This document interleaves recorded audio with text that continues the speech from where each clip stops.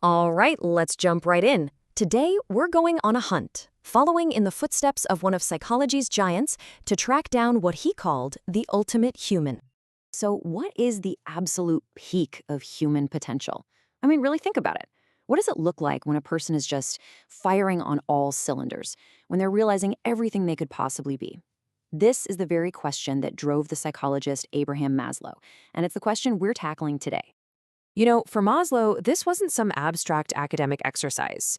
It was deeply personal. It all started because he was just completely mesmerized by two of his own teachers, the anthropologist Ruth Benedict and the psychologist Max Wertheimer. He looked at them and saw something different. They just seemed to operate on another level entirely. He felt they were the living, breathing embodiment of peak human development, a state he would later famously call self-actualization. So he's identified these incredible people, but figuring out what exactly made them tick, well, that turned into a really frustrating quest. He started this search to find more of these, as he called them, good human beings. But man, it was way harder than he ever imagined. I mean, he just kept hitting one wall after another. He looked at his young students, and sure, they were willing participants, but they just hadn't lived enough yet. So then he tried interviewing older, successful people, but they were just well-adjusted. They were missing that certain something, that flame or spark he was looking for. And here's the real kicker. The few people he did find who seemed to fit the bill, they valued their privacy so much that not a single one of them would agree to be tested. He was basically hunting a ghost. So what do? Well, instead of giving up, Maslow did something brilliant. He pivoted. He decided to study people who couldn't say no. He dove into the biographies of historical figures, people like Abraham Lincoln, Thomas Jefferson, Albert Einstein. And it was right there, in the pages of their lives, that he had his big aha moment. He suddenly realized he had been asking the completely wrong question this whole time. He was looking at these incredible people as if they were some kind of rare species, an anomaly, trying to pinpoint what made them so different from the rest of us. And then, he just flipped the entire question on its head. What if self-actualization isn't some rare genetic lottery win? What if it's our natural state, our universal human potential? The real mystery, he realized, wasn't why are they so great, but why aren't we all like that?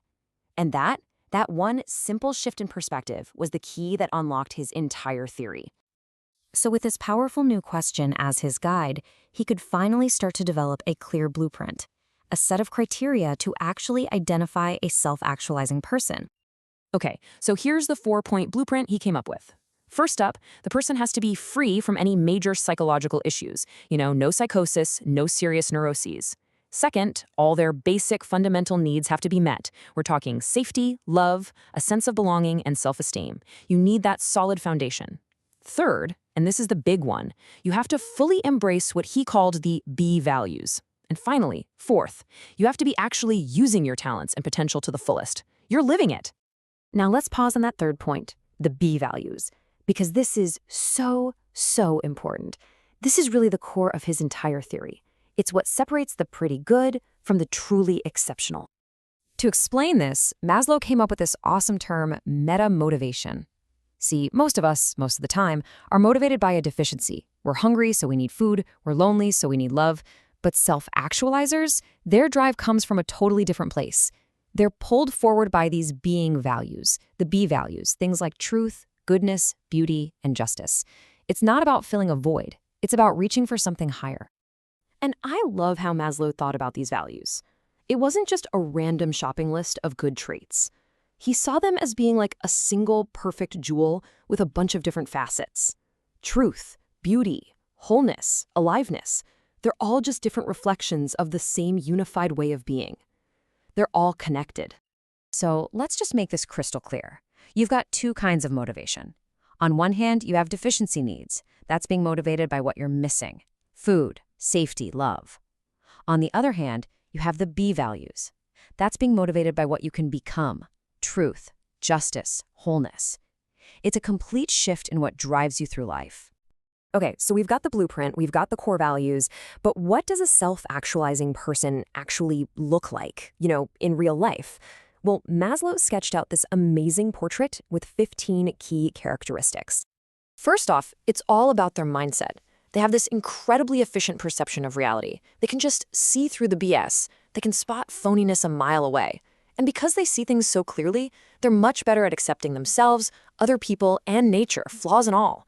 They're spontaneous, simple, and natural, not bound by rigid social conventions. And maybe most importantly, they're problem-centered, not ego-centered. Their life is about a mission, a calling, something bigger than themselves. And that focus comes from this deep well of inner strength, a real independent spirit. They have a need for privacy. They can be alone without ever being lonely. They have a sense of autonomy, meaning they're self-reliant and aren't easily swayed by praise or criticism. And this leads to a resistance to enculturation. They're not rebels for no reason, but they quietly and confidently live by their own standards, not just blindly following the crowd. And this is maybe my favorite one. They have what Maslow called a continued freshness of appreciation. He put it beautifully, saying they have the wonderful capacity to appreciate again and again, freshly and naively, the basic goods of life, with awe, pleasure, wonder, and even ecstasy. Just think about that, never losing your sense of wonder. So what about their relationships? Well, they don't have 1,000 acquaintances. Instead, they have a few incredibly deep, profound connections. They feel the sense of oneness with all of humanity, a concept called Gemeinschaftsgefühl.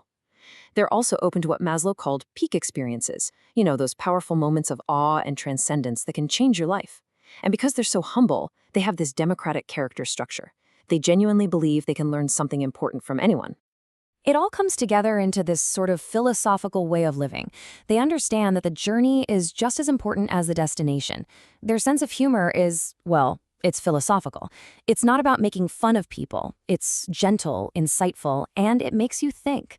And finally, they are creative. But, and this is a huge but, not just in the traditional artsy way. Maslow said a first-rate soup is more creative than a second-rate painting. It's about bringing that creative spark to everything you do. Okay, so when you hear all that, this portrait of an actualizer, it's incredibly inspiring, right? It sounds like what we should all be aiming for, which brings us right back to that massive question Maslow started with. If this is our true potential, why on earth is it so rare? Maslow's own estimate is, honestly, it's a bit shocking. He figured that fewer than 1% of the adult population ever reaches this state of self-actualization. Less than 1%. And the reason why is both simple and incredibly profound. It's a tough two-part journey. First, you have to get all those lower needs met. Safety, belonging, esteem. And let's be real, for many people, that right there is a huge struggle. But even if you get there, that's still not enough. You then have to make the conscious choice to embrace and live by those higher B values: truth, beauty, justice. It's a double challenge. In the end, Maslow's hunt for the ultimate human didn't just give us a theory. It kind of gave us a mirror. It left us with a question that's just as powerful today as it was then. A question for every single one of us. What are you capable of becoming?